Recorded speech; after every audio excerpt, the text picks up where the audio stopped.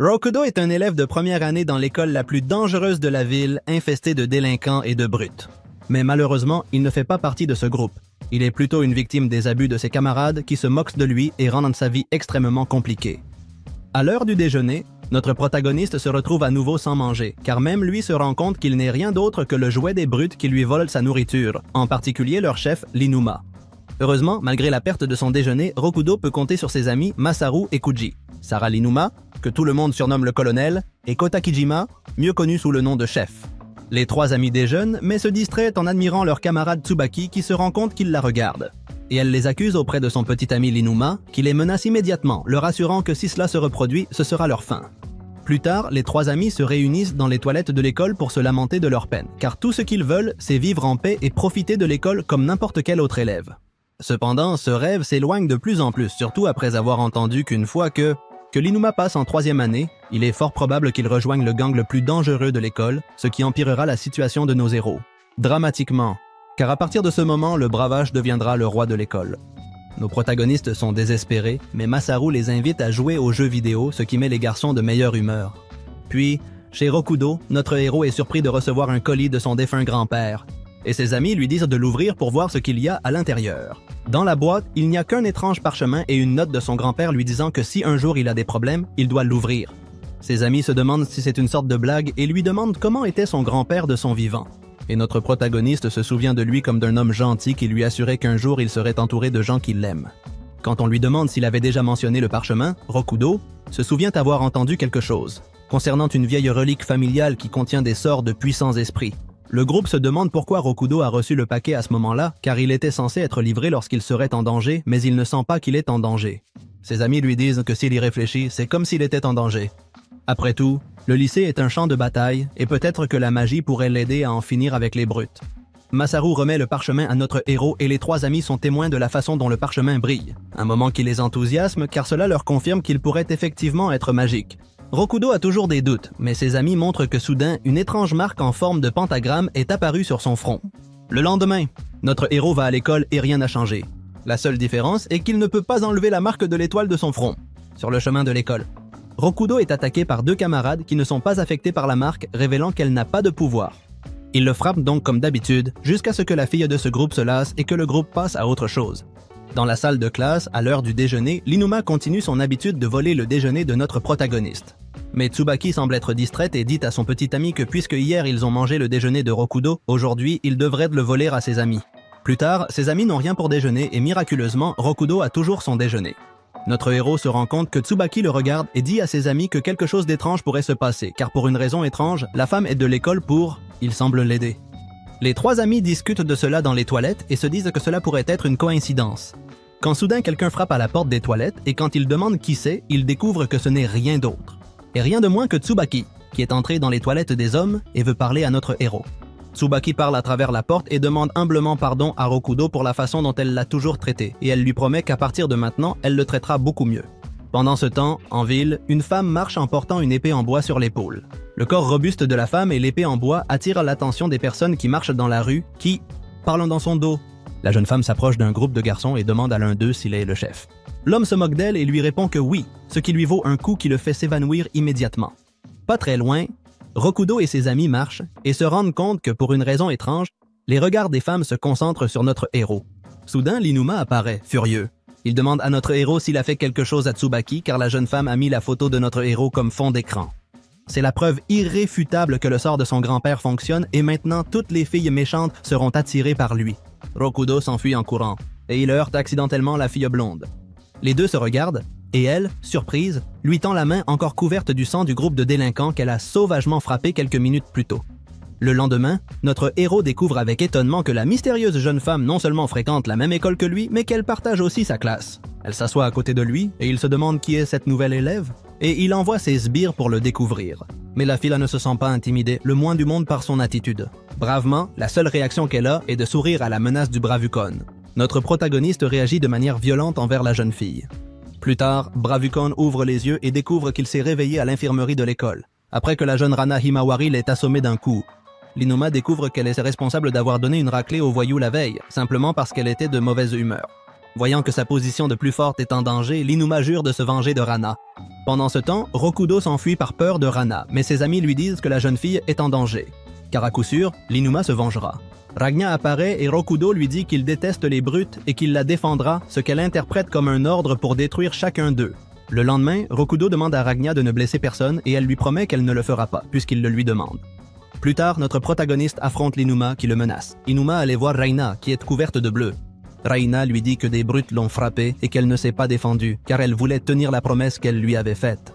Et bien qu'elle semble contusionnée, elle dit que ça ne lui fait pas mal car ses ennemis étaient très faibles. En voyant son ami blessé, Rokudo décide qu'ils en ont assez et décide de défier l'Inuma à un combat sur le toit de l'école. Une fois sur le toit, les deux garçons se tiennent face à face pour commencer le combat.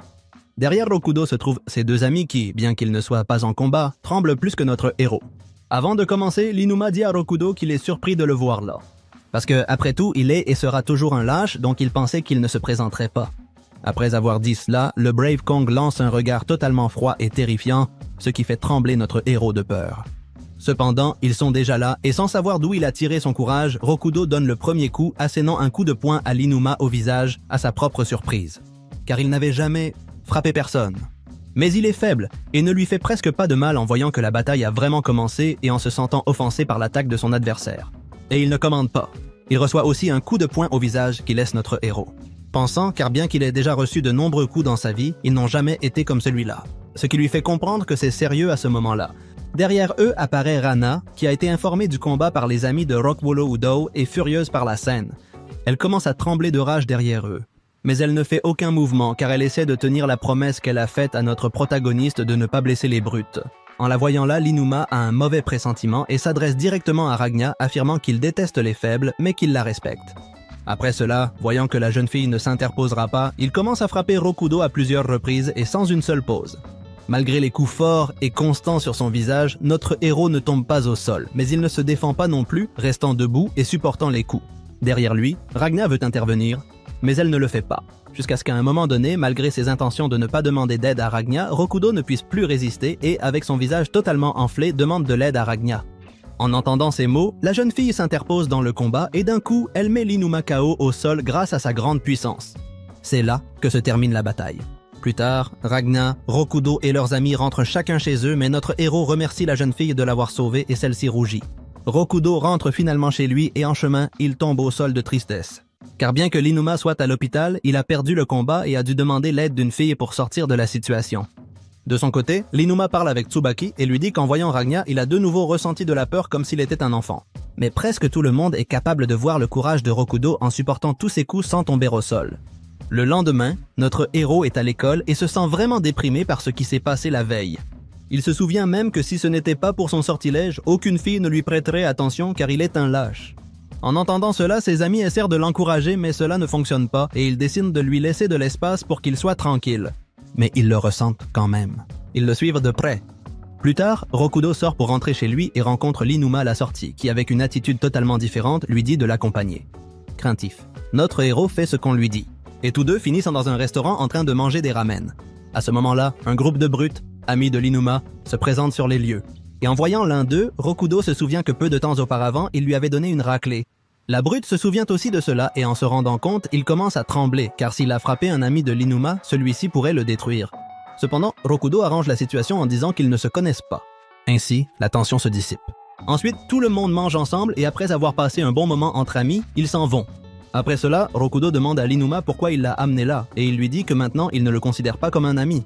De toute façon, la véritable raison de l'avoir convoqué là, c'est pour lui dire que la plus haute autorité de la prépa l'a dans le collimateur.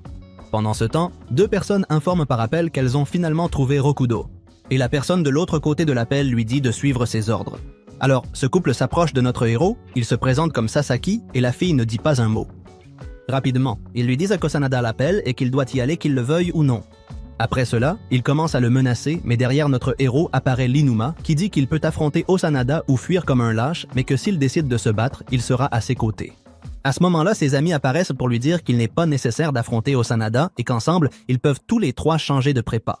Mais il assure qu'il en a assez de fuir et qu'il est maintenant ami avec l'Inuma, donc il décide finalement d'affronter Osanada. À ce moment-là, il apprend qu'Osanada est une fille. Après avoir pris cette décision, Ragna apparaît, qui dit aussi qu'il le soutiendra et le défendra, ce que le groupe lui notifie alors. Il justifie à Sasaki qu'ils combattront contre Osanada. Le jour suivant, Osanada se présente dans la classe de notre héros et dit qu'elle va le frapper. Alors, Rana sort pour le défendre. Mais Rokudo dit de ne pas se battre, qu'il vaut mieux s'asseoir pour discuter des choses. Osanada dit que les choses ne fonctionnent pas comme ça. Elle lui donne un coup de poing, mais en atteignant son visage, sa force diminue et cela finit presque par être une caresse, ce qui laisse tout le monde perplexe. Rokudo pense alors que son sceau fonctionne. Où est Osanada? Elle dit alors à notre protagoniste de parler et l'emmène dans sa chambre pour voir ce qui se passe. Elle lui avoue alors qu'elle se sent étrange à ses côtés et ne comprend pas pourquoi, mais qu'elle le trouve très mignon. Rokudo se rend alors compte que le sceau fonctionne effectivement et qu'Osanada est amoureuse de lui. Mais ce qui est pire, c'est qu'elle est une enfant et n'a jamais eu de sentiments pour personne auparavant. Rokudo est son premier amour, bien qu'il se sente coupable car il pense qu'il manipule la fille. Avec son sceau, il décide qu'il en fera bon usage et essaiera de transformer Osanada en une bonne personne. Rokudo dit qu'il doit aller en cours et Osanada lui explique qu'elle ira avec lui car elle s'amuse beaucoup à ses côtés. Mais il semble qu'Osanada ait 2 ans de plus que notre héros. Cependant, en raison des rares fois où elle a réellement assisté à l'école, elle a redoublé 2 années, ce qui fait qu'elle est dans la même année que Rokudo. Le garçon pense alors que c'est son opportunité de transformer Osanada petit à petit en une meilleure personne, et de lui montrer qu'aller à l'école est bien plus amusant que d'être une criminelle. Il se propose donc de rendre le passage au lycée amusant pour convaincre la jeune fille. Le lendemain. Alors, après avoir réfléchi toute la nuit à comment mettre en œuvre son plan, il propose devant toute la classe que la nouvelle activité à faire ensemble pourrait être d'aller observer les plantes et les fleurs, car c'est quelque chose de facile à faire et amusant. Et tout le monde peut le faire sans que personne ne soit exclu. Bien qu'à un moment, il rejette l'idée. Après que les filles acceptent et qu'Osanada menace les autres, tout le monde décide de suivre l'idée de notre ami. Ainsi, ils passent un long moment à observer les plantes, les analyser et noter dans leur cahier tout ce qui attire leur attention. Osanada semble très excitée par ce nouveau projet, car elle n'a pas seulement pris des notes et dessiné dans son carnet. Tout le développement des plantes au fil des jours, mais elle aide aussi les autres avec leurs projets. Plus tard, la jeune fille est visitée par l'un des adultes de son gang criminel, qui lui explique qu'il y a un autre groupe très puissant auquel il devrait s'allier pour ainsi contrôler toute la zone, mais pour cela, elle devrait quitter le lycée Osanada.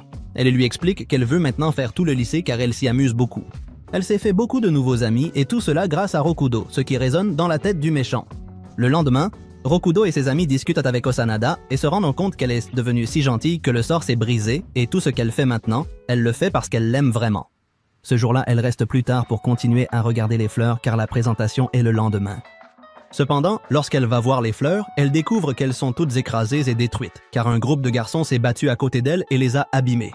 Derrière Osanada se trouve l'adulte qui lui a parlé la veille et profitant de l'occasion, il commence à inciter la jeune fille à détruire la maison et à ceux qui ont ruiné ses plantes, se laissant emporter par la haine et par sa vie criminelle. En un clin d'œil, Osanada frappe tous les garçons et les laisse évanouis sur le sol. Juste à ce moment-là, Rokudo s'approchait de l'endroit pour apporter un parapluie à sa nouvelle amie et voit toute la scène. Alors elle lui dit qu'elle l'aime, les larmes aux yeux. Et puis elle s'en va, car ils doivent se réunir avec le groupe criminel Onishima pour les rejoindre. En voyant tout ce qui s'est passé, Rokudo demande à Ragna de l'aider à sauver Osanada, mais en lui promettant qu'il essaiera de ne pas la blesser car il se soucie d'elle. Pendant ce temps, Osanada et son compagnon sont avec les criminels et personne ne veut accepter qu'une fille comme elle rejoigne le groupe. Mais alors elle démontre ses grands pouvoirs devant tout le monde, en frappant quelques-uns d'entre eux. Ils disent alors qu'ils font maintenant partie du groupe, mais pour cela, ils doivent porter des anneaux qui symbolisent qu'ils ne peuvent plus jamais quitter ce groupe.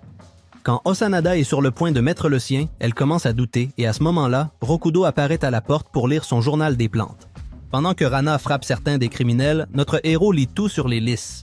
À un moment donné, le compagnon d'Osanada commence à le frapper à plusieurs reprises pour qu'il se taise, mais malgré les coups de poing, il continue de lire. C'est-à-dire, Nada ne sait pas quoi faire à ce sujet et il continue simplement d'écouter la narration. Finalement, Rokudo parvient à convaincre Osanada qu'elle a un bon cœur et qu'elle peut repartir de zéro au lycée. D'un autre côté, son compagnon essaie de la convaincre qu'elle sera toujours malveillante. À ce moment-là, les autres membres de la bande criminelle apparaissent pour les détruire. Mais alors le colonel et le chef apparaissent avec un pot de cire qui parvient à retarder les brutes. Avec eux se trouve l'Inuma qui les a aidés à arriver jusque-là. Ils décident alors de s'échapper tous ensemble. Mais voyant que quelqu'un doit distraire les criminels, le compagnon d'Osanada décide de se sacrifier et de rester pour bien se battre avec eux, tandis que la petite et ses nouveaux amis s'échappent. Pendant qu'ils s'échappent, Osanada dit à Rokudo qu'elle renoncera à lui car il est clair qu'il est avec Ragna, mais il dit que ce n'est pas tout à fait le cas. Asami et Jimeno, une jeune fille qui est amoureuse des policiers motorisés, car ce sont eux qui maintiennent l'ordre, souhaitent aussi en devenir une. Et en utilisant sa moto et avec un costume improvisé, elle décide qu'elle jouera le rôle de policière malgré le fait qu'elle n'en soit pas une. De son côté, Rokudo, le colonel et le chef décident qu'ils patrouilleront également la ville, mais seul Rokudo a le permis de conduire, bien qu'il n'ait pas de moto. Heureusement, à ce moment-là, l'Inuma apparaît avec une moto qu'il a obtenue d'un criminel des cours supérieures qui demandait une grosse somme d'argent, mais qu'il a réussi à obtenir gratuitement. Pour notre héros, puisque ce sont des amis, le problème est qu'elle est très voyante et appartenait clairement à un criminel. Cependant, Rokudo ne veut pas dédaigner le geste de son ami et décide de l'utiliser quand même. Alors qu'il conduit dans la rue, Asami le voit et se convainc qu'il est un criminel, donc elle commence à le poursuivre.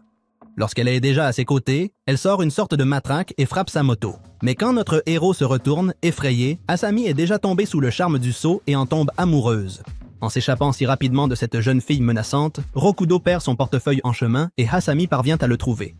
Avec son document d'identification, elle décide alors d'aller lui rendre visite et se présente devant lui au lycée. Une fois sur place, la jeune fille remet à notre héros son portefeuille. Mais Rokudo n'a pas réussi à voir le visage de son agresseur, donc il ne sait pas qui est cette fille. Pendant qu'ils discutent, Inuma apparaît avec la moto que Rokudo lui avait rendue, mais avec un changement parce qu'il croyait que le retour, il s'agit plutôt d'une question esthétique. Comme il n'aimait pas le siège, il a donc décidé de le changer et de lui rendre la moto. En voyant cela, Asami dit à Rokudo de ne plus jamais monter sur une moto et il explique qu'il doit le faire pour sortir se promener avec ses amis. Alors, la jeune fille se met à pleurer, brisant en 1000 morceaux le cœur de notre ami qui ne peut pas voir une fille pleurer. En quelques secondes, Asami disparaît et réapparaît avec une moto équipée d'un compartiment sur le côté pour que Rokudo puisse y voyager. Bien que Rokudo ne connaisse pas la fille, il se sent mal de l'avoir fait pleurer et décide de partir avec elle. Pendant le voyage, elle accélère à fond la moto pour montrer à notre héros que les motos sont terrifiantes et qu'il ne doit plus jamais monter sur aucune. En voyant cela, Rokudo décide qu'effectivement, cette fille est maléfique et c'est pourquoi elle est tombée sous son sceau. Plus calmement, Seiju lui explique qu'il ne doit pas monter sur des motos de brut, mais qu'il y a d'autres façons saines d'en profiter car elles offrent la liberté et permettent de voyager loin. Avant de partir, elle lui dit que chaque fois qu'il a besoin de voyager, il doit lui parler, ainsi elle l'emmène sur sa moto. Le lendemain, alors que Rokudo et tous ses amis parlent de leur moto, Asami apparaît, répare la moto du colonel, se lie d'amitié sans prétention, puis elle raccompagne Rokudo chez lui. Là, elle lui dit qu'elle aime les policiers à moto, car une fois, l'un d'eux l'a sauvée d'un garçon qui la harcelait. Après le départ de Asami, un garçon s'approche de Rokudo pour lui demander s'il a perdu sa moto, et s'il a été attaqué par un policier à moto. Et il lui répond que oui. Alors, le garçon lui montre une photo de l'attaquant, et Rokudo parvient à voir que c'est Asami, ce qui le laisse bouche bée. Il parvient également à voir la bague du garçon qui lui parle et se rend compte qu'il est membre du gang criminel Onishima. Le garçon lui dit que la fille a embêté plusieurs de ses camarades, donc s'il la trouve, il devra avoir une longue discussion avec elle. Bien qu'il ne comprenne pas pourquoi Asami l'a attaqué, Rokudo s'inquiète pour le bien-être de sa nouvelle amie et ne donne aucune information au criminel. Ensuite, il rejoint ses amis et leur raconte ce qui s'est passé. Alors, il ne sait pas s'il doit aider Asami ou non, parce qu'elle est clairement une fille méchante. À ce moment-là, l'Inuma lui explique qu'il connaît le garçon, qu'il appelle Aoi. Normalement, Aoi est un garçon calme. Mais quand il est à moto, sa personnalité change. Quand notre héros décide d'avertir de ce qui se passe, il part en moto avec ses amis pour attirer l'attention de Asami. En la voyant apparaître, ils lui disent que ceux de la bande d'Onishima la poursuivent, donc elle doit arrêter ce qu'elle est en train de faire. Cependant, Aoi leur dit que c'est Aoi qui a ôté la vie au policier qui a sauvé Asami il y a quelque temps, et qu'il était son prince charmant, c'est pourquoi maintenant elle veut en finir avec lui et elle le fera le lendemain. Malgré tout cela, et même si ses amis pensent qu'il a tort, Rock, tout est convaincu qu'ils doivent aider Jazam. Et pas pour sa vengeance, mais pour qu'il ne perde pas sa vie aux mains de ce délinquant. Pendant ce temps, les criminels de la bande Onishima attendent aujourd'hui pour leur réunion lui et Jazam. Et ils partent en moto, chacun frappant son adversaire. Cependant, bien que la jeune fille veuille en finir avec lui aujourd'hui, il veut l'intégrer à son groupe car il considère qu'elle est douée pour conduire la moto. Et elle le suit pour en finir avec lui, mais elle tombe dans le piège d'Onishima qui l'emmène à l'endroit où se trouvent tous les motards de sa bande. Alors, Aoi lui demande de rejoindre le groupe, mais elle refuse catégoriquement. Alors, Aoi dit qu'ils n'ont pas d'autre choix que d'en finir avec elle. À ce moment-là, Asami, Rokudo le colonel, le général et l'Inuma apparaissent à ses côtés. Finalement, il est dit qu'Aoi conduira sa moto. Si quelqu'un l'atteint, nos héros gagnent. Et si c'est le cas, il fera ce qu'ils lui diront, mais quelque chose d'aussi simple doit cacher un piège. Rokudo sera à l'arrière de la moto d'Ao. Le temps pour atteindre Sarah, l'adversaire, sera écoulé si notre héros tombe de la moto. Mort de peur mais sans faiblir, Rokudo monte sur la moto et s'accroche fermement à Aoi pour ne pas le laisser s'échapper. Alors commence la poursuite, tandis que le chef d'Inuma et le colonel tentent d'arrêter les autres membres de la bande, mais ils se retrouvent dépassés. Puis Ragna apparaît, qui bat rapidement les criminels. Mais en sachant que Rokudo ne voulait pas qu'elle s'implique, la jeune fille décide de respecter son souhait et d'attendre sans intervenir. Pendant que Asami poursuit Aoi, nous apprenons que le garçon n'a pas ôté la vie au policier Dredd, mais que celui-ci s'est sacrifié pour se sauver. De la vie d'Aoi, tout cela sous les yeux de Asami. Aoi affirme à Rokudo que depuis ce jour, Asami n'a plus peur de la mort et c'est pour cela qu'elle est maléfique. Alors, notre héros tente de sauver Asami, qui risque sa vie uniquement pour éliminer Aoi et décide d'utiliser le sceau à son avantage. Finalement, Asami parvient à atteindre Rokudo avant qu'il ne tombe de la moto d'Aoi. Acceptant sa défaite, Aoi s'en va et lui laisse le leadership du gang à Asami, mais avant de partir, il lui remet une adresse. Alors, Asami se rend à cette adresse et découvre que le policier n'avait pas perdu la vie. Il avait seulement été blessé, ce qui l'empêchait de conduire une moto, mais il va bien. Et il continue sa vie de policier normalement, sauf qu'il est maintenant debout, après tout ce qui s'est passé depuis son sort et toutes les épreuves qu'il a dû traverser. À cause de ce souvenir, il commence à penser à combien tous ses amis l'aident dernièrement, mais surtout à celui qui finit toujours par lui sauver la mise. C'est pourquoi notre héros cherche un moyen de le remercier pour tout ce qu'il fait pour lui. Et pour cela, il décide de lui faire un petit cadeau qu'il tient dans ses mains en se rendant à l'école. Cependant, alors qu'il réfléchissait à la manière dont il remettrait son cadeau à Reina, une horde de femmes amoureuses de lui le renverse. La chute sous le charme est si grande que la fille. Elles ne se préoccupent même pas des véritables désirs de Rokudo, mais cherchent à tout prix à montrer combien elles feront pour lui. Cette fois-ci, elles se battent toutes pour porter son sac, incapables de faire face à un si grand nombre de filles. Notre protagoniste se voit dépassé et le groupe lui prend le sac sans qu'il puisse faire autre chose que courir, leur demandant de bien vouloir le lui rendre. Mais rien n'y fait, la fille n'écoute pas les paroles de ce que veut son amoureux. Heureusement, le groupe s'arrête, bouche bée, à l'arrivée de Asami, qui apparaît sur les lieux pour proposer à Rokudo de l'emmener sur sa moto. Quand les filles entendent que la jeune femme est la conductrice officielle de notre héros, elles deviennent folles, car toutes veulent être l'unique de Rokudo. Cependant, à ce moment-là, Reina apparaît en détruisant un mur et oblige le groupe de filles à rendre le sac à Rokudo. Mais avant qu'elle ne puisse réagir, Osanada détruit l'autre coin du mur, les obligeant à quitter rapidement les lieux et à cesser de déranger le garçon. Les filles, effrayées par de tels pouvoirs incroyables, décident d'obéir à ses mots et s'enfuient en courant. Ainsi, grâce à l'aide de toutes ses amies, Rokudo récupère son sac. De son côté, l'entraîneuse Mori, une jeune fille nommée Misui, elle observe de loin. Comme notre prota est incroyablement harcelée par un groupe géant de filles, alors la jeune fille commence à réfléchir à sa place. Elle est entrée dans ce lycée parce qu'il était proche de chez elle. Mais en voyant comment sont les gens là-bas, elle commence à regretter peu à peu de s'être inscrite après quelques mauvais traitements Mitsui. Elle ne parvient qu'à réaffirmer qu'elle déteste les brutes. À un moment donné, la jeune fille observe Rokudo et affirme joyeusement qu'enfin il y a quelqu'un ici qui n'est pas mauvais. Car c'est lui qui l'a encouragée à être au lycée et il l'a toujours bien traitée. Cependant, en se remémorant, elle se rend compte que notre héros a beaucoup changé dernièrement, se liant avec ces femmes fortes qui ressemblent à des délinquantes utilisant des motos. Maintenant, pour Misue, Rokudo est juste un autre délinquant.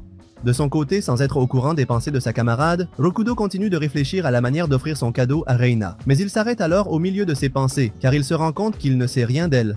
En réalisant cela, il commence à devenir très nerveux. Ce même après-midi, tout le groupe se réunit chez Rokudo, et tandis que certains jouent aux jeux vidéo, il se rend à la cuisine pour chercher quelques collations pour tout le monde. Mais à peine franchit-il la porte de la pièce qu'il commence à se sentir tendu, car tout le monde pense la même chose. Reina ne parle à personne d'autre que Rokudo. Pour briser la tension, encore une fois, sans se rendre compte de l'existence de Sanada, il s'approche de Reina pour complimenter son corps. Son corps et lui demander comment elle a obtenu une si belle silhouette. Mais malgré les tentatives de la fille pour se rapprocher, les réponses de Rana sont monosyllabiques. Cependant, cela ne décourage aucun des garçons qui, au contraire, s'enthousiasment. En voyant que Rana parle brièvement de ses goûts, après, littéralement, 2 mots. Ils savent déjà que sa nourriture préférée est la viande et qu'elle n'aime pas les sucreries. Quand ils veulent continuer à en savoir plus sur la jeune fille, Rokudo entre dans la pièce avec une portion de flan pour chacun. En voyant que tout le monde parle de Rana, le garçon lui dit qu'il veut aussi savoir quel est son plat préféré. Mais au lieu de répondre la même chose qu'elle avait dit auparavant, Reina change sa réponse et son attitude sérieuse, et avec un sourire. Elle assure que son plat préféré est le flan. En entendant cela, le reste de ses amis s'énerve, car Reina se contredit pour bien paraître aux yeux de notre protagoniste. Après avoir passé une belle journée entre amis, tout le monde quitte la maison de Rokudo, mais avant que Reina ne parte, notre protagoniste parvient à lui parler en tête-à-tête et lui remet le cadeau de remerciement pour tout ce qu'elle fait pour lui. En l'ouvrant, Reina remarque que c'est un bandeau pour les cheveux et s'enthousiasme, assurant qu'elle ne se coupera plus jamais les cheveux. Reina s'en va, se souvenant. Elle est heureuse d'avoir enfin remis le cadeau le lendemain dans un groupe de 3 garçons. Ils discutent entre eux des coups puissants que Susana donne et de sa compétence au combat, ce qui les réjouit qu'elle soit leur chef. Cependant, ils sont inquiets pour Reina, car elle est également très forte et pourrait être la tête parmi les 3 garçons. Ils supposent que les 2 filles sont en conflit et probablement en train de se battre à ce moment précis. Ce qui se passe réellement, c'est qu'Osanada essaie d'enseigner à Reina. Comment prendre des notes en classe correctement pour ne pas redoubler l'année? En voyant cela, Rokudo est heureux qu'Osanada soit si sociable et espère que Reina pourra vraiment se lier d'amitié avec tout le groupe, et pas seulement avec lui. Pendant que cela se passe en classe, Mitsui demande à toute la classe de rester pour nettoyer la salle après les cours. Personne ne semble lui prêter attention.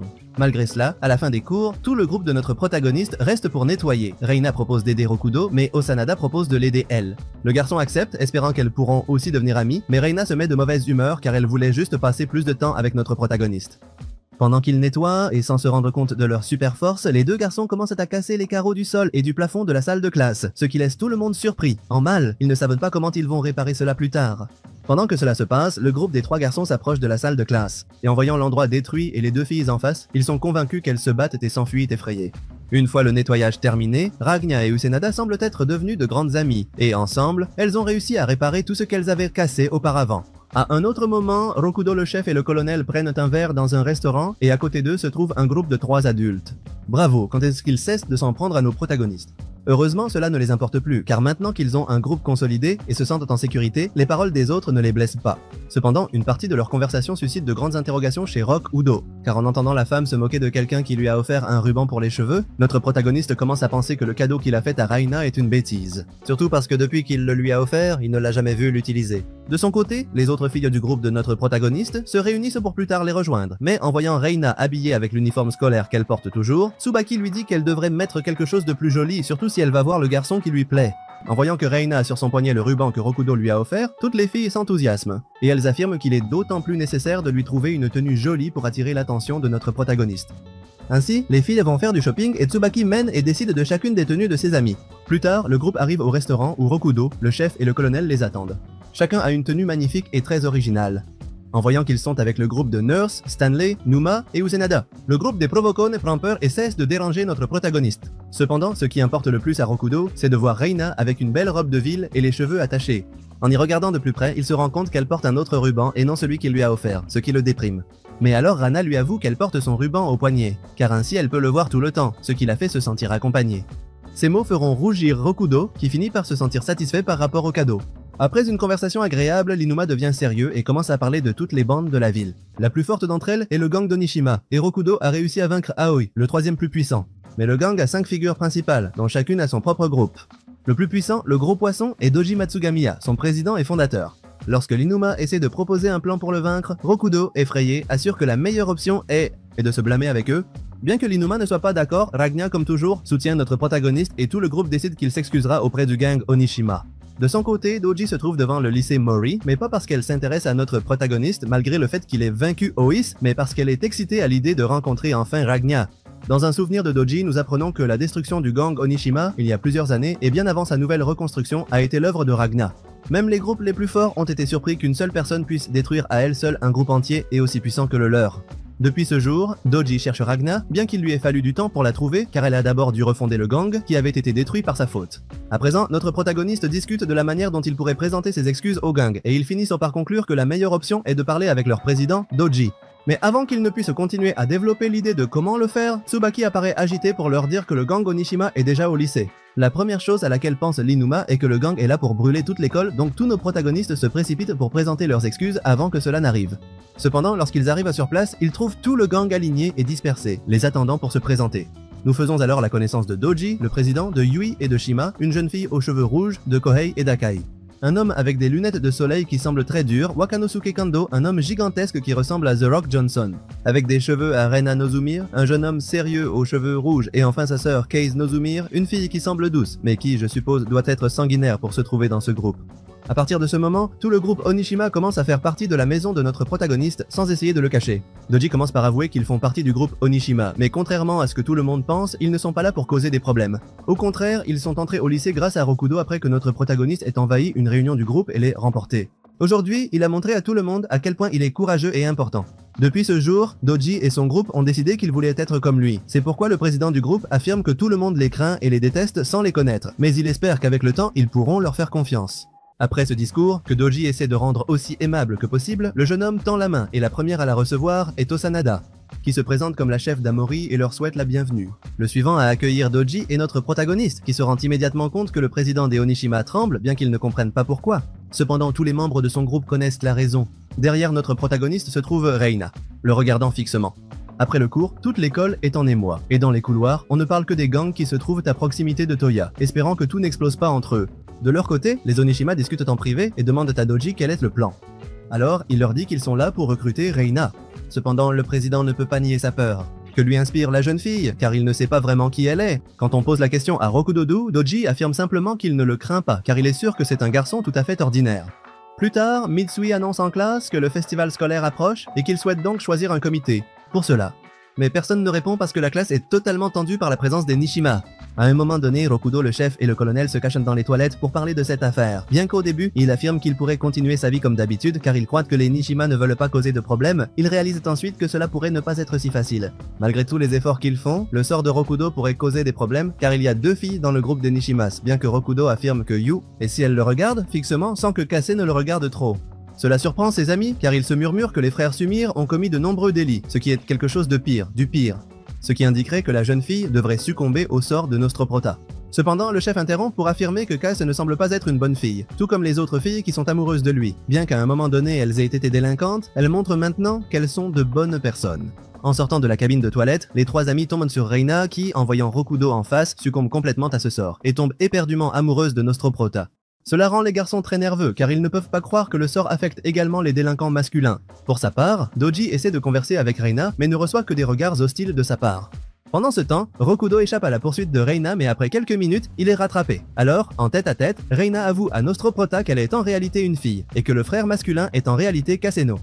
Rokudo lui demande alors pourquoi ils semblent échanger. Et la jeune fille affirme qu'elle aime les choses masculines et que Kase aime les choses féminines. C'est pourquoi ils semblent être de l'autre genre. Cependant, elle lui demande de garder ce secret, bien qu'elle soit convaincue que le reste du groupe de Nishimas le sait déjà avant de partir. Reina avertit l'anthropologue de faire attention à Doji, car lorsqu'il pose une question, il peut immédiatement savoir si on lui ment. Pendant que Doji bombarde Reina de questions, ses amis sont inquiets de ce qui pourrait arriver.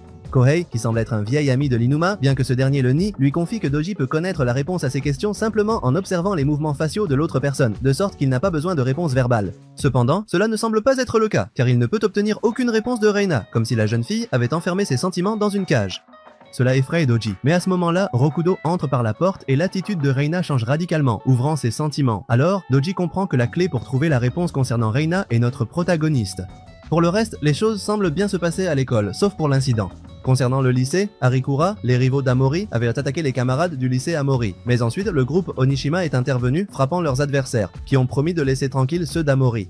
Depuis ce jour, Onishima sont des héros au lycée, mais ce qui préoccupe le plus notre protagoniste, c'est le festival scolaire. Pour lui, c'est très amusant de monter 2 stands et de répéter, mais il semble que personne d'autre dans la classe ne s'y intéresse vraiment. En voyant le découragement de Rokudo, Rana lui demande ce qu'il aimerait faire, et notre protagoniste affirme qu'il aimerait une pièce de théâtre. Alors, Reina se lève devant toute la classe et décide toute seule qu'ils feront une pièce de théâtre. Doji soutient son idée et toute la classe accepte la proposition. Plus tard, Kase confronte sa sœur pour lui dire qu'elle est plus féminine et qu'elle doit faire plus attention. Le garçon soupçonne que c'est à cause de Rokudo, alors il va lui parler. Accidentellement, notre protagoniste touche la poitrine de Kaseno, voyant qu'il doit faire semblant de ne pas savoir que c'est un homme, ce qui implique de passer pour un pervers afin de ne pas rompre la promesse faite à Reina. En voyant que Rokudo est un pervers, Kaseno se convainc qu'il doit le tenir éloigné de sa sœur parce qu'il pourrait dépasser les bornes s'il découvrait que c'est une femme. Plus tard, Rokudo demande à Ragna ce qu'elle voudrait faire pour la pièce, et elle se rend à la bibliothèque pour chercher des références. À ce moment-là, alors que Ragna s'en va, Yui apparaît à la porte pour avouer son amour à Rokudo. Cependant, notre protagoniste ne parvient pas à recevoir la lettre d'amour parce que Ragna est déjà revenue, et Yui la cache. Mais tout le monde sait ce qui s'est passé. À partir de ce moment, Yuji et Reina semblent se considérer comme des ennemis l'une de l'autre. Alors qu'ils préparent la pièce de théâtre pour le festival, le groupe de Rokudo se retrouve à court de carton, donc il part à la recherche de plus de matériaux. Cependant, en chemin, il tombe sur un gang de motards, bien qu'il soit d'abord effrayé. Toutes les membres du gang sont des femmes et succombent au charme de notre protagoniste. À ce moment-là, quelqu'un apparaît pour les calmer, c'est la présidente du gang, Ryugu, Otohime. Après la présentation, toutes les filles expliquent à Rokudo qu'elles sont un gang très honorable, car elles respectent toutes les règles et ne cherchent pas à se battre, mais résolvent tout en parlant. Bien qu'elles aient été très mauvaises auparavant, Otohime les a changées. Elles viennent d'une ville voisine, mais à ce moment-là, elles sont là pour voir le festival, donc elles commencent à parler avec Rokudo. À ce moment-là, Reina apparaît et Otohime court pour l'embrasser, car apparemment, elles sont de grandes amies, puisque Reina appartenait auparavant au gang Ryugu. Ensuite, Otohime raconte à notre protagoniste comment elle a rencontré Reina. Au début, Ryugu était un gang comme les autres, ni très fort, ni très faible. Jusqu'à ce qu'un jour, au milieu d'une bagarre, Reina apparaisse pour vaincre son adversaire, juste parce qu'elle s'ennuyait. Ce jour-là, ils l'ont invitée à rejoindre le groupe et Reina, toujours monosyllabique, a accepté parce qu'ils l'ont invitée à manger de la viande. Otohime lui a offert son épée en bois, celle qui caractérise maintenant Reina comme symbole d'amitié. Depuis que Reina a rejoint le gang, leur renommée a beaucoup grandi et tout le monde les craignait. Mais un jour, les Onishima ont profité du fait que les filles étaient sans Ragna et sans Otohime pour leur donner une raclée. En entendant cela, Otohime décide qu'ils doivent dissoudre le gang car ils ne peuvent plus continuer, mais Ragna a une option totalement différente. Et sans rien dire, elle quitte seule le gang et détruit seule tous les Onishima. Depuis ce jour-là, le gang n'a plus eu de nouvelles de Ragna jusqu'à maintenant. En entendant cela, Rakudo est surpris par la force de son ami, mais il s'inquiète aussi car il suppose que Doji doit être au courant de cette partie de l'histoire de leur gang. Plus tard, Reina remercie Rokudo car grâce à lui, elle profite du lycée. Elle a toujours eu beaucoup de mal à se faire des amis parce qu'elle devait cacher sa véritable identité en tant que femme. Mais maintenant, Rokudo le sait et ne la traite pas différemment. Alors qu'elle est sur le point de lui avouer, l'Inuma, le chef et le colonel apparaissent. Ainsi, Reina ne peut pas lui dire tout ce qu'elle veut, mais elle se débrouille pour dessiner un cœur sur sa main et le montrer à Rokudo. Plus tard, toute la classe de Rokudo prépare la pièce de théâtre. Quand Kohei montre une photo à Doji, alors l'attitude du président change complètement et tous les Onishima s'en vont. L'endroit. Avant de partir, Doji assure à Rokudo que la paix qu'il recherche n'existe pas. Ensuite, nous voyons que la photographie que Kohei a montrée au président est celle où se trouvent Ragna et Otohime. En la voyant, Doji affirme que maintenant Ragna pourra vraiment s'occuper d'eux. Depuis qu'il a cette nouvelle information, Doji est totalement violent, au point de menacer et de saisir Kaseno par le cou. Le lendemain, Rokudo apparaît en classe et tout le monde est très inquiet car Doji leur a dit qu'un élève a été attaqué, mais cette fois par le gang Ryugu. Avant de pouvoir continuer à en parler, Ragna apparaît blessé. Affirmant que les Ryugu l'ont attaqué, alors Doji déclare qu'ils n'ont pas d'autre choix que de la détruire, car ils ne vont pas laisser attaquer l'un des leurs. Rokudo refuse de le faire, hésitant, et Doji le considère comme le traître de la maison. À partir de ce jour, tout le monde à l'école déteste Nostroprota et l'insulte dans les couloirs en le considérant comme un traître. Pendant ce temps, Rokudo se lamente, car il ne sait pas quoi faire, l'Inuma apparaît pour lui dire qu'il a confiance en lui et le soutient. Alors, tous deux se demandent pourquoi Doji voudrait que toute l'école déteste Nostroprota et arrivent à la conclusion qu'il veut la reine. Pendant ce temps, seul à seul, Doji convainc Reina de se mettre de son côté. Pour protéger Rokudo en premier lieu, elle doit détruire complètement la Ryugu. En second lieu, elle doit rejoindre Onishima et comme troisième et dernière chose, elle doit s'éloigner pour toujours de Rokudo. Bien qu'au début Reina refuse et finisse par attaquer Doji, celui-ci la convainc en affirmant que c'est pour le bien de Rokudo, car depuis que Reina est dans sa vie, tout a empiré. Lorsque l'Inuma et Rokudo arrivent en classe, Doji leur affirme que Reina fait partie de son clan et qu'elle détruira la Ryugu. De plus, il leur dit que Reina appartient à l'enfer, pas au même monde que lui, donc il ne peut rien y faire. Après la confession de Doji, Rokudo s'effondre parce qu'il ne sait pas quoi faire. Mais Deinumana est à ses côtés pour lui remonter le moral et lui rappeler qu'il doit faire quelque chose à ce sujet. Mais il n'est pas seul, car tous ses amis, la compagnie, comme cette énergie, sont là pour créer le problème. Rokudo réunit tout son groupe malgré l'heure tardive de la nuit pour raconter ce qui s'est passé. Là, le chef et le colonel expliquent qu'ils suivaient les deux faillées de la rivière pour voir si elles étaient vraiment des Tamala. Après avoir vu qu'elles parlaient avec un garçon, ils les ont perdues de vue, ce qui a rendu difficile de les retrouver. Cependant, quand ils l'ont fait, ils ont découvert que les filles étaient en train de donner une raclée à deux autres personnes. Mais ils sont quand même restés pour écouter la conversation et ensuite pour encaisser. Ils ont découvert que Reina et Kaseno s'étaient déguisés en filles de Ryugu, sachant qu'ils les suivaient pour les convaincre que le gang féminin est rempli de mauvaises personnes. Cependant, malgré le plan malléable, le genre de la famille, le chef et le colonel ont réussi à se rendre compte qu'elle faisait partie des Onishima. En voyant la situation à laquelle ils sont confrontés, le groupe décide que la principale chose à faire est d'empêcher le gang Ryugu d'apparaître au festival. Non seulement pour défendre les Aeas, ce qui fait également partie essentielle de la stratégie, mais aussi parce que si le roi frappe son ami Otohime, il ne pourra jamais réintégrer la société. Et en la connaissant, tout le monde sait qu'elle est capable de le faire pour défendre et être aux côtés de Rokudo. Ainsi, ils déterminent une stratégie à suivre. Le plan est qu'une fois les Ryugu sauvés, ils peuvent ramener le roi. Cependant, ils savent qu'il y a une grande marge d'erreur. C'est pourquoi ils ont deux possibilités. La première option, l'idéal, est de trouver les Ryugu avant qu'elles n'arrivent au lycée. Cependant, si cela ne fonctionne pas, ils ont un plan B, où Samen dirigera l'ancienne bande d'Aoi et ils se feront passer pour les Ryugu. De leur côté, au lycée Mori, tous les étudiants sont rassemblés en attendant les Ryugu pour se venger. Sur le toit, Laozun et Shima, avec Reina, attendent l'arrivée de la bande et font un décompte des étudiants manquants. En gros, tout notre groupe de protagonistes. Alors, Kohei demande ce qui se passera si nos héros réussissent à arrêter l'embuscade et à ruiner le plan. Mais Doji affirme calmement qu'il a déjà pensé à cela et a conçu un plan au cas où cela se produirait. Ensuite, profitant de ce dialogue, Reina affirme qu'elle remplira sa part du marché mais que si eux ne réalisent pas le rêve et font du mal à Rokudo, elle les tuera. Après cela, elle frappe le toit avec une telle force que tout le bâtiment tremble. En entendant ces mots et en étant témoin du grand pouvoir de Reina, tous les membres des Onishima sont terrifiés. Pendant ce temps, nos héros se divisent en 3 groupes pour voir s'ils peuvent trouver les Ryugu avant qu'ils n'arrivent au festival. Mais après plusieurs heures et après être passés par tous les endroits qu'elles fréquentent habituellement, ils ne les trouvent nulle part. Pendant que le colonel et Rokudo cherchent la fille, Reina se présente devant eux, leur expliquant le plan d'Onishima. Ensuite, elle leur avoue, en larmes, qu'elle s'est échappée de la bande parce qu'elle ne supportait plus d'être avec eux une seconde de plus. Reina est consciente qu'il pourrait ne pas la croire, c'est pourquoi, en larmes, elle avoue au colonel qu'elle est une femme pour donner plus de crédibilité à ses paroles. Après cela, elle leur affirme qu'elle se battra désormais à leur côté, même si cela signifie affronter Caseno, aussi douloureux que cela puisse être. Cependant, Rokudo la convainc que ce ne sera pas nécessaire car ils réussiront à faire changer d'avis Caseno. De cette manière, le colonel accepte les paroles et assure qu'ils ont déjà travaillé ensemble pour le festival et qu'ils fonctionnent très bien en tant qu'équipe. Par conséquent, à partir de ce moment, les trois seront de bons amis. Pendant qu'ils parlent de cela, ils entendent un grand bourdonnement de motos. Et alors, ils parviennent à voir les Ryugu, qui se dirigent vers le lycée. Ils décident d'arrêter les motos avant qu'elles n'arrivent à Mori, mais alors Reina frappe le colonel avec une patate, le laissant inconscient au sol. Elle avoue alors qu'elle n'est pas Reina, mais son frère aîné, Amano Sumire, qui est là pour empêcher qu'ils arrêtent les Ryugu. Cependant, Reina a bien trahi les Onishima, c'est pourquoi elle est maintenant attachée dans un hangar. En attendant la raclée qu'ils lui donneront ensuite pour avoir déserté.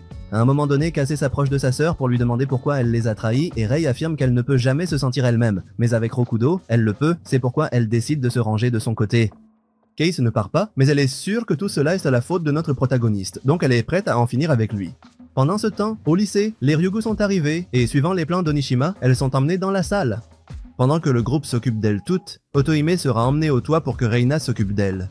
Cependant, lorsque les Ryugu sont entourés, elles enlèvent leur casque et nous pouvons voir qu'il s'agit en réalité de l'ancienne bande d'Aoi, avec Asami comme leader. En voyant que ce n'était qu'un piège, Kando dit à tout le monde d'aller à la porte principale pour vaincre les véritables Ryugu, mais la bande d'Aoi n'est pas d'accord et commence à se battre avec eux pour leur bloquer le passage.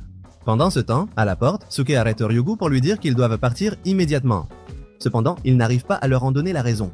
Elle se voit entourée par des étudiants d'Amori qui sont alliés avec les Onishima.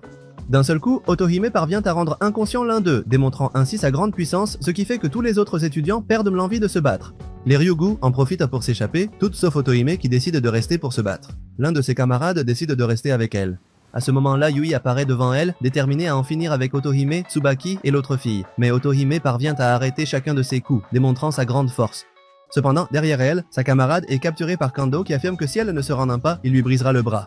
Afin d'éviter la douleur de sa camarade, Otohime se rend et assure qu'elle fera ce qu'on lui demande tant qu'on ne fait pas de mal à son ami. Quand nos protagonistes arrivent au lycée, il est déjà trop tard. Otohime et sa camarade ont été capturés. Alors Doji dit à Rokudo de se rendre et de laisser partir Reina, car sinon, lui et tous ses amis seront les ennemis d'Onoshima et leur rendront la vie impossible. Le président assure que Reina est un monstre et qu'elle ne pourra jamais être heureuse, mais Rokudo crie aux quatre vents que c'est un mensonge et qu'il est capable de la rendre heureuse.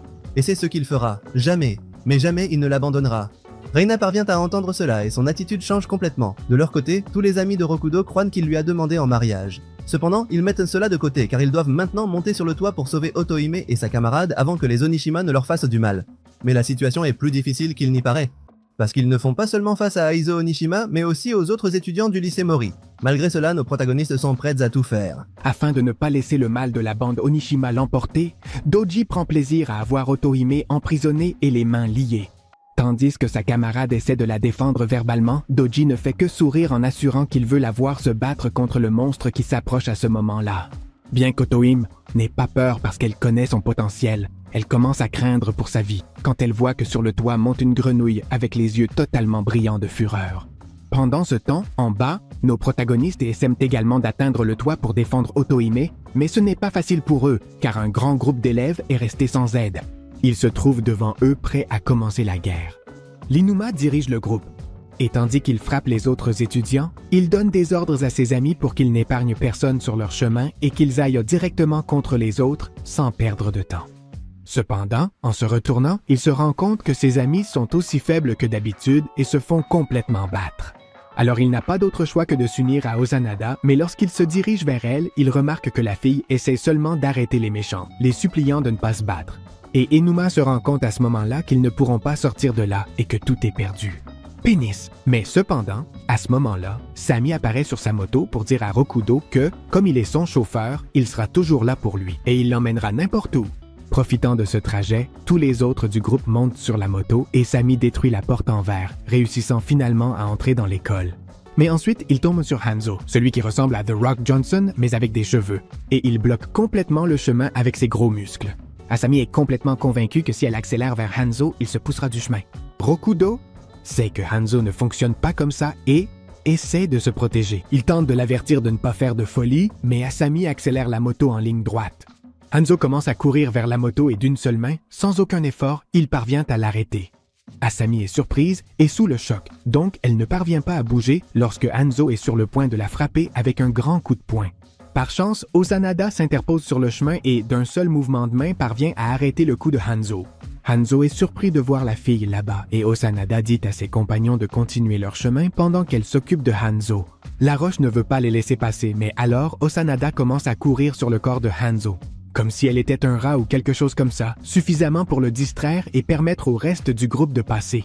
Alors ils voient que derrière eux, le grand groupe d'étudiants en colère les poursuit encore, car ils ne se rendront pas facilement. Mais Asami assure qu'elle peut s'occuper du groupe pour que les hommes puissent continuer leur chemin, les femmes allant ainsi à la guerre et se battant à coups de poing tandis que les hommes fuient. Quand Osanada se retrouve seule avec Hanzo, elle essaie de le convaincre qu'il n'a pas besoin de se battre, car elle sait que Hanzo, au fond, c'est une bonne personne quand Hanzo essaie de le nier. Osanada affirme qu'elle l'a vu aider un enfant à traverser la rue et qu'elle sait aussi qu'il fait beaucoup d'efforts. Cependant, Hanzo est convaincu que tous ses efforts ne servent à rien et que tout se résout par la violence. Cela dit, il donne un coup de poing puissant et Osanada se défend avec ses bras, mais elle est quand même repoussée par la grande force de Hanzo, la roche. Il lui raconte alors que malgré ses efforts pour être bon, on se moquait de lui jusqu'à ce qu'un jour apparaisse. Doji, la première personne qui a voulu l'aider, et lui a dit que tant qu'il mettait l'esprit, Hanzo n'avait qu'à mettre la force. Depuis qu'il a commencé à suivre ses ordres, plus personne ne s'est moqué de Hanzo. C'est pourquoi il sait maintenant que tout se résout avec des coups de poing. Blessée ou guérie, elle lui dit qu'elle comprend la sensation de vouloir aider, mais qu'elle finit toujours par tout gâcher et créer des problèmes, car c'est ce qui lui arrivait. Cependant, ils ont pris la décision de défendre d'autres personnes et leur vie a complètement changé. Cela dit, elle détache ses cheveux, prête à se battre férocement contre le grand gaillard. Pendant ce temps, une bataille acharnée commence où les genres n'ont pas d'importance car Hanzo la frappe sans ménagement, la projetant dans les airs et contre les murs. Bien qu'Osanada parvienne à esquiver et à se défendre contre de nombreuses attaques, elle commence également à succomber à beaucoup d'autres. Alors qu'elle essaie de le convaincre qu'il ne doit pas continuer à se battre, Hanzo ne cesse de la frapper. Alors, Osanada enlève ses chaussures, prête à tester réellement la force de Hanzo. Sans qu'un seul poil de son corps ne tremble, le grand gaillard lance un coup de poing si fort dans l'estomac de l'Enuma qu'il nettoie. L'impact génère une lueur. N'importe qui aurait perdu la vie dans cet impact, mais Osanada reste ferme et souriante, ce qui surprend Hanzo. Alors, Osanada lui explique que s'il laisse les autres le contrôler, c'est parce qu'il est très fort. Après avoir dit cela, Osanada frappe Hanzo si fort à l'estomac qu'il tombe au sol. Le grand gaillard ne peut pas se relever, bien qu'il essaie, car il sait que sans sa force, il n'a rien. Et il ne peut pas être vaincu par une naine. Osanada. Alors, s'agenouille à ses côtés et lui dit que Tena Rokudo la protège et la soutient, même si Asia fait des erreurs à plusieurs reprises. Tout comme elle est protégée par notre protagoniste, Osanada promet de prendre soin de Hanzo pour qu'il puisse faire des erreurs sans problème. Hanzo est ému et la remercie en disant qu'il comprend enfin pourquoi elle est la chef. En entendant cela, Osanada est ravie et s'effondre au sol, endormie par tous les efforts qu'elle a dû fournir pendant la bataille. Alors que les 4 hommes poursuivent leur chemin, ils rencontrent Kohei l'Enuma dans le couloir, qui assure qu'il s'occupera de lui et parle d'une trahison qui a eu lieu dans le passé, où Kohei affirme qu'il a seulement utilisé son intelligence. L'Enuma commence à se battre avec lui. Et bien qu'il démontre une grande force, Kohei montre une grande habileté, attendant le moment opportun pour le frapper et le mettre rapidement au sol. Mais, en plus de son habileté, il est vraiment fort. Tokudo le reconnaît comme le second de la bande Onishima. Et alors le colonel et le chef décident d'aller contre Kohei, mais s'il n'a pas pu, l'Enuma encore moins. Eux, qui sont extrêmement faibles. Alors, Kohei leur assène un seul coup de poing et les met au sol. Quand il arrive, Rokudo le prend par la chemise, mais Pero assure qu'il ne lui fera aucun mal, car Doji a demandé de détruire tout le monde sauf lui. Rokudo s'agenouille devant lui, abattu, tout en observant Kohei frapper à plusieurs reprises ses amis, sachant qu'il ne pourra rien faire. Après avoir laissé tout le monde inconscient, Kohei assure que Rana doit être sur le toit en train de finir avec Otohime. Pendant ce temps, Kohei assure qu'il continuera à briser les doigts de ses amis. À moins que Rokudo ne laisse partir Rana, affirmant que tout ce dommage est dû aux décisions de notre protagoniste. Pendant ce temps, l'Enuma est au sol, se souvenant comment, des années auparavant, Kohei lui a volé tous ses amis pour qu'il rejoigne sa bande, le laissant complètement seul, car en ayant menacé leur famille, ses amis n'avaient pas d'autre choix. Cependant, l'Enuma a pris cela comme une trahison, et la possibilité d'avoir des amis, jusqu'à ce qu'il voit Rokudo et son groupe de faibles qui, malgré leur faiblesse, se souciaient toujours de leurs amis. Au sol, l'Enuma est attristé car il ne pourra jamais être ami avec ce groupe et il entend alors le chef. donner un coup de poing au visage de Kohei qui ne peut pas l'éviter car il ne s'y attendait pas. Le chef assure que malgré sa faiblesse, il fera tout pour ne pas abandonner un ami. Et à ses côtés, le colonel assure qu'il se battra aussi pour défendre ses amis. En entendant cela, la force de l'amitié semble donner à l'Inoma toute la force dont il avait besoin car il se lève et décide qu'il affrontera Kohei. Pendant que les trois autres continuent à leur chemin, l'Inuma et Kohei s'affrontent. Et bien que Kohei parvienne à détruire l'Inuma, ce dernier, avec quelques coups, réussit à le laisser aussi à terre. Cependant, Goëlo fait remarquer que sans Osanada et sans l'Inuma pour les défendre, les trois faibles ne pourront pas continuer leur chemin. En effet, les trois incapables tombent sur les frères travestis qui sont prêts à enfreindre les règles de ne pas blesser Rokudo. Et malgré le fait qu'ils ne soient que trois faibles et inutiles à devoir affronter les deux frères redoutables, nos protagonistes sont sûrs que s'ils atteignent Rana, Rokudo réussira à la convaincre et tout cela prendra fin. Le chef et le colonel sont surpris qu'après avoir eu des vies si pathétiques, grâce au sortilège et à la valeur de leur vie, la valeur de Rokudo. Ils affrontent maintenant l'un des gangs les plus redoutables. Par la valeur de l'amitié qui fait toujours que les perdants gagnent, nos protagonistes décident de continuer avec leur destin. Alors, tous montent en courant par l'escalier, prêts à attaquer Amano, mais en utilisant seulement un extincteur, il parvient à mettre à terre les deux amis de notre protagoniste, les laissant au sol. Bien qu'il affirme qu'il n'avait aucun problème à blesser Rokudo, Amano ne vise pas notre protagoniste qui parvient à rester en sécurité. Toujours dans l'escalier, mais il n'avance pas en voyant ses amis au sol. Amano lui demande alors à Rokudo s'il est inquiet pour Rino, et puis il commence à parler mal d'elle. Car malgré lui avoir appris à se vernir les ongles et à se maquiller, ainsi qu'à se battre, Rino s'est révélé être médiocre.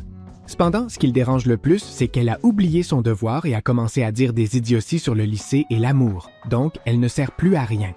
En entendant cela, Rokudo se met en colère, car il ne peut pas croire qu'Amano parle ainsi de sa sœur, mineure. Mais cependant, Amano continue simplement à parler en mal d'elle et cherche à ce que Kase ne le soutienne pas dans ses mots, mais Kase ne reste pas simplement avec elle, silencieux. Rokudo la défend en disant que Rino veut juste avoir une vie normale, aller au lycée et ressentir l'amour et je ne sais quelles autres choses. Mais lorsqu'il avance pour frapper Amano, Kase le retient par derrière, le saisissant par le cou. Amano rit et décide d'aller s'occuper des deux autres faibles. Mais alors Kase lâche Rokudo et lui donne un baiser sur la joue, laissant tout le monde bouche bée.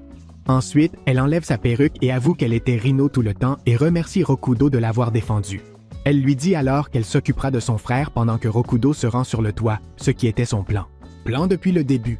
Amano rit, énervé que ses frères l'aient trahi, mais il n'a aucun problème à s'en occuper. Enfermé dans le sous-sol, le vrai Kase ne regrette pas d'avoir aidé Rino dans son plan. Pendant ce temps, il se souvient que petit, il s'entendait très bien avec Amano, les trois frères s'humilient ensemble pour toujours. En allant toujours à contre-courant, Amano a accepté sa décision de se travestir et lui a appris à se maquiller et à se faire passer pour quelqu'un de l'autre genre. Cependant, peu à peu, Amano s'est retrouvé dans des problèmes de plus en plus sérieux, car il dépassait ses erreurs d'adolescent jusqu'à ce qu'un jour il entre dans le gang d'Onishima et les oblige à y entrer aussi. Toute leur vie, ils ont suivi les pas et les ordres de leurs frères, sans même s'y opposer, et pour cette raison, Kaseno s'est fâché en voyant que Rino les trahissait pour un garçon. Cependant, Rino l'a fait revenir à la raison, lui a rappelé les bons moments où il s'amusait vraiment bien avec Rino et n'était pas parti d'un gang contre leur volonté juste pour obéir à leur grand frère. Rino lui rappelle qu'ils ne sont pas ses marionnettes, mais qu'ils ont leur libre arbitre et que continuer à suivre ses ordres ne changerait rien. Kaseno a accepté de l'aider et est maintenant enfermé dans le sous-sol. Pendant que Rino se bat avec Amano sur les escaliers du lycée, il démontre une grande force et habileté, mais Amano lui a appris tout ce qu'il sait, donc il peut aussi prévoir et esquiver ou se défendre contre ses attaques. Un par un. Pendant qu'ils se battent, Amano lui rappelle que tout ce qu'ils ont fait a toujours été de le suivre, donc ils ne sont rien sans lui. Cependant, Rino commence à lui donner des coups de pied qu'Amano ne reconnaît pas, et par conséquent ne peut pas esquiver pendant qu'elle le frappe. Et à la surprise d'Amano, Rino lui dit qu'elle est une personne à part entière et non une copie de lui. Si elle l'a suivi pendant tout ce temps était pour qu'il voie qu'elle existait, mais elle a appris des choses par elle-même et à sa propre façon de se battre. Amano ne peut pas sortir de sa perplexité car il n'a jamais pensé qu'il pourrait être frappé par sa sœur. Cadette, et pire encore, cela lui fait mal qu'elle ne soit pas une copie. Exactement comme lui. Finalement, avec un coup de pied dans l'estomac, Rino met fin à son frère, le laissant au sol. Elle dit alors au chef et au colonel de la suivre pour rejoindre Rokudo sur le toit. Presque en larmes, Amano supplie Rino de ne pas l'abandonner, mais elle se bat avec lui de manière enfantine. Et cela montre que, malgré le fait que ce soit un combat intense, cela reste un combat entre frères, donc tout va bien. Entre eux, ou plus ou moins, bien sûr. De son côté, Rokudo continue de courir dans les couloirs et de monter les escaliers parce qu'il semble qu'il n'y ait pas d'ascenseur au lycée. Et puis, en arrivant dans un couloir, il se retrouve face à des dizaines de corps étendus le long du couloir. À ce moment-là, Yui et Asami le prennent par derrière et l'enferment dans une salle remplie de choses. BDSM. Malgré la peur, Rokudo est sûr qu'il suivra l'ordre de Doji de ne pas le détruire, mais alors Yui le frappe au visage avec un fouet. Face à la perplexité de notre protagoniste, Yui explique qu'elle est seulement dans le gang d'Onishima pour draguer, car depuis qu'elle les a rejoints, elle a rencontré beaucoup d'hommes forts, bien qu'aucun n'ait été l'homme parfait jusqu'à présent. Il semble qu'à cause du sort, Yui voit Rokudo comme un homme fort et non comme le faible qu'il est. Rokudo veut en profiter et ordonne qu'on le laisse aller sur le toit, mais alors Yui lui dit que ce qu'elle aime chez les hommes forts, c'est qu'ils sont super résistants et qu'elle peut les frapper. Cela dit, elle commence à enlever ses vêtements, ne laissant apparaître qu'une tenue en cuir révélatrice. Et ensuite, elle commence à frapper Rokudo à plusieurs reprises avec le fouet, faisant gonfler son visage comme s'il avait été piqué par des milliers d'abeilles. Après cela, elle le caresse puis lui met un masque en allumant son fouet avec du feu. Rokudo commence à se débattre de manière totalement pathétique, mais Yui le voit comme un homme fort faisant de grands mouvements et commence à craindre qu'il puisse en finir avec elle. Rokudo s'en rend compte et fait semblant d'être extrêmement fort pour qu'elle le laisse partir. Mais il découvre alors que plus l'homme est fort et plus il y a de chances qu'il en finisse avec elle, plus elle s'excite. Shui, totalement excitée, commence à le frapper avec le fouet encore et encore, mais néanmoins par l'excitation. Elle ne voit pas qu'elle marche accidentellement sur un extincteur et tombe par la fenêtre. À ce moment-là, et malgré les coups, Rokudo parvient à lui attraper la main à temps pour éviter qu'elle ne tombe et ne perde la vie. Shui est surprise que malgré les mauvais traitements, Rokudo l'ait sauvée. Et elle commence à s'émouvoir encore plus jusqu'à ce que son cœur ne supporte plus et qu'elle s'effondre au sol. Rokudo s'inquiète, mais après avoir vérifié qu'elle est toujours en vie, il décide de profiter de ce moment pour s'enfuir. Finalement, il arrive sur le toit à la surprise de Doji, qui ne s'attendait pas à ce que cela se produise, et là Rokudo voit comment Rana et Otohime se battent durement et tentent de les arrêter, mais Doji parvient à l'arrêter avant. Pendant qu'il réfléchit à ce qu'il doit faire pour le sortir de là, il essaie de gagner du temps en disant à Rokudo qu'il est le chef des Onishima, car il sait ce que veut chacun des membres et parvient à les manipuler grâce à cela. Dans le cas de Rana, c'est la violence, c'est pourquoi elle se bat maintenant et il n'y a pas de retour en arrière. Rokudo parvient à s'échapper, je ne sais pas comment, mais il ne le montre pas, car en réalité cela n'aurait pas de sens. Mais bon, finalement, il parvient à s'échapper et s'interpose entre Otohime et le coup de poing final de Rana, sauvant ainsi la vie d'Otohime. Rana s'arrête en voyant Rokudo devant elle et lui demande s'il a fait tout le chemin avec ses obstacles. Juste pour s'approcher d'elle, Rokudo affirme que oui et ajoute qu'elle ne doit pas frapper ses amis. Changeant totalement d'attitude, Rana accepte alors cela, décide de ne plus se battre et remet le ruban pour cheveux à Rokudo en disant qu'à ce moment-là, leurs chemins se séparent, ce qui laisse Rokudo bouche bée. Rokudo ne peut pas comprendre la raison de l'adieu de Rana. Et alors Rana affirme que Rokudo est une bonne personne, contrairement à elle. Rana explique qu'elle n'a jamais considéré quelqu'un comme un ami ou un proche et qu'en fait, elle dit cela de tout le monde, sauf de lui. Elle n'a jamais compris ce que Rokudo avait qui l'attirait tant, mais elle avoue que le seul moment où elle s'amuse, où elle se sent vivante, c'est quand elle est en train de donner une raclée à quelqu'un. C'est pourquoi une personne cruelle et mauvaise comme elle ne devrait pas être aux côtés de quelqu'un d'aussi bon que Rokudo. Oh, loin de lui, Rana peut être aussi mauvaise que Rokudo, mauvaise comme elle le veut et abattue. Et pourquoi notre héros lui demande pourquoi elle est si triste. Si elle a déjà pris la décision et Rana avoue que malgré avoir pris la décision, c'est quelque chose qui lui fait mal. Tandis qu'elle pleure des torrents, Rana explique que plus elle est violente, plus elle aime être mauvaise. Mais plus elle aime cela, plus elle le veut, même si elle ne comprend pas pourquoi cela fonctionne ainsi. Aussi en larmes, Rokudo est attristé parce qu'il comprend que tout cela est clairement dû au sortilège. Et qu'en réalité, il n'a rien de spécial ou d'attirant pour les gens. Alors il dit à Rana que comme elle est déjà forte et mauvaise, il deviendra plus fort. Intérieurement, il veut croire qu'en devenant plus fort, il ne laissera pas le sortilège gagner. Cependant, Rana le rassure en lui disant qu'il ne doit pas cesser d'être comme il est et lui souhaite ensuite de profiter de sa vie. Au lycée, il lui dit au revoir, se retourne et se dirige vers Doji. À la fin, Doji avait raison et il se sent heureux de l'avoir eu. En voyant Rana se diriger vers lui, il lui jure qu'il tiendra sa promesse de garder Rokudo en sécurité. Maintenant que Rana part avec lui, Doji a également remercié Tokudo. Car c'est grâce à sa force colossale que Rana a pu se battre de toutes ses forces et être heureuse, luttant jusqu'à décider que sa vie serait la violence. Quand finalement tous deux sont sur le point de sortir de la tempête, Rokudo attrape le bras de Doji par derrière et assure qu'il ne la laissera pas partir avec Rana et pour cela, il devra le vaincre. L'idée est si folle qu'elle n'était pas venue à l'esprit de Doji et il s'enthousiasme rien qu'en y pensant, mais avec un seul regard de Rana. Elle lui fait clairement comprendre que s'il touche à Rokudo, il aura affaire à elle, donc Doji décide de rester tranquille. Cependant, Rokudo continue d'insister. Et Doji décide de l'affronter complètement, convaincu que cela ne fera qu'avoir l'effet inverse car cela générera de la violence chez Rana. Et elle voudra se battre encore plus. Ainsi, ils commencent à se battre et évidemment, Doji assène coup après coup à notre protagoniste qui commence à se demander pourquoi il fait cela. S'il déteste la violence. Puis il se rend compte qu'il y a quelque chose qu'il déteste encore plus, c'est Doji pour avoir forcé Rana à faire cela comme jamais auparavant. Dans sa vie, il lui assène un coup de poing au visage, à Doji, à la surprise de tous. Tout en lui criant qu'il le déteste pour tout ce qu'il a fait à Rana en prétendant être son ami, Doji continue ainsi de le frapper.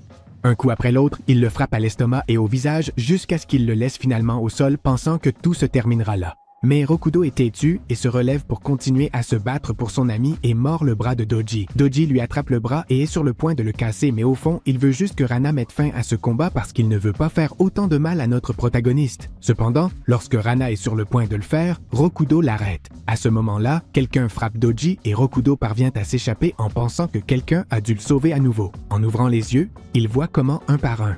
Tous ses amis commencent à arriver sur le toit, prêts à le défendre. Rokudo leur dit de ne pas intervenir car il veut devenir plus fort et pour cela, il a besoin de terminer le combat. Alors, le colonel lui rappelle tout ce qu'il a fait auparavant en assurant que cela a contribué à sa force. Résister contre l'Inuma aidera Osanada et Asami avec leurs problèmes et acceptera Rai, Pauke, etc. Cela dit, tous ses amis se présentent comme la nouvelle force de Rokudo, prêts à le défendre et commencent à se battre contre Doji. Cependant, en quelques secondes, et démontrant sa force mais aussi sa folie, Doji parvient à frapper chacun d'eux violemment. Bien que nous convenions qu'ils sont déjà tous assez détruits par les combats précédents. Doji avoue qu'il n'a besoin de personne d'autre que Rana, le gang Onishima, et il demande pourquoi il est si obsédé par elle. Alors, Doji raconte que dans son passé, Adri a fini par être lui-même. C'est ça, on l'a aussi harcelé et on a été méchant avec lui. Et c'est pourquoi il est méchant maintenant, et cela semble être la seule raison pour laquelle quelqu'un peut être malveillant. Enfin, Doji raconte que lorsqu'il était plus jeune, les brutes l'accusaient car elle ne respecte que les gens plus forts qu'elle. C'est pourquoi il devait former un groupe avec des personnes de plus en plus fortes qui pourraient les protéger. Et malgré le fait de rassembler de plus en plus de gens forts et terrifiants, avec Rana, cela lui suffit parce qu'elle est la plus forte qu'ils connaissent. Et parce que tant qu'elle est libre, il ne pourra jamais être tranquille. En parlant, à voix haute, il se rend compte que la seule chose qui le motive dans la vie est Rana. Et il pense que c'est de l'amour, bien que cela ressemble plus à une obsession. Doji affirme qu'il a besoin de Rana dans ce monde si terrifiant et putride et qu'il ne laissera personne la lui enlever.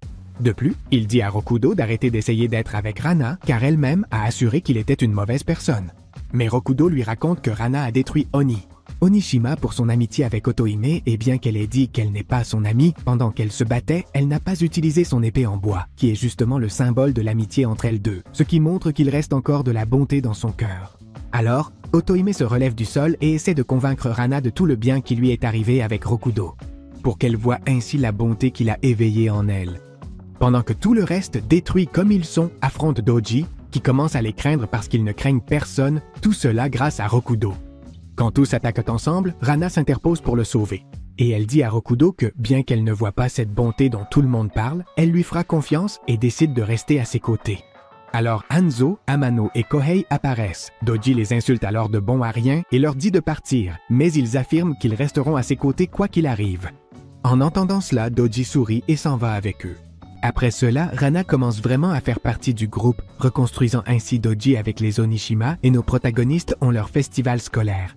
Et ainsi se termine l'anime qui nous a procuré tant d'émotions. J'espère que dans les prochains épisodes, les réponses ne tarderont pas à arriver. Donc, si tu as aimé cette série, fais-le moi savoir dans les commentaires. Pour ma part, je te dis au revoir comme toujours, en te rappelant que tu as toujours le temps de t'abonner à ma chaîne et de faire partie de cette merveilleuse communauté.